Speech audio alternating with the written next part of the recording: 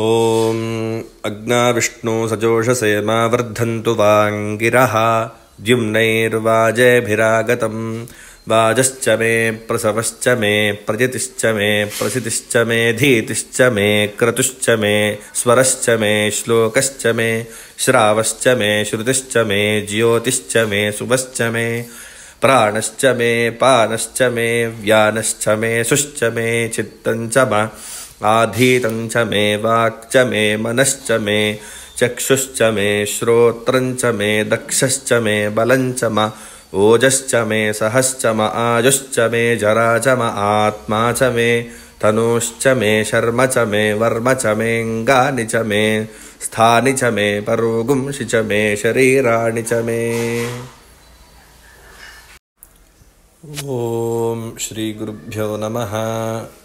ॐ अग्नाविष्णु सजोषसे मा वर्धन्तु वाङ्गिरः। ॐ त्र्यम्बकं यजामहे सुगन्धिं पुष्टिवर्धनम् उर्वारुकमिव बन्धनान् मृत्योर्मुक्षीयमामृतात्। यो रुद्रो अग्नौ यो अप्सुय ओषधीषु यो रुद्रो विश्वा भुवना विवेश तस्मै रुद्राय नमो अस्तु।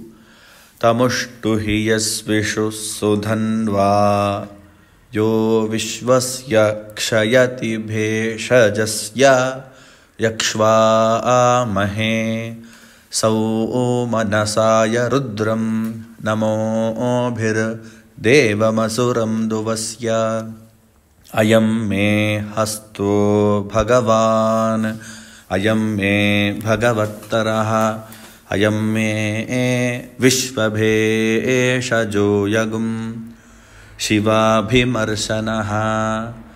एते सहस्रमयुतं पाशा मृत्यो मर्त्याय हन्तवे तान्यज्ञस्य मायया सर्वानवयजामहे। मृत्यवे स्वाहा मृत्यवे स्वाहा। प्राणानां ग्रन्थिरसि रुद्रो मा विशान्तकः तेनान्नेनाप्यायस्व।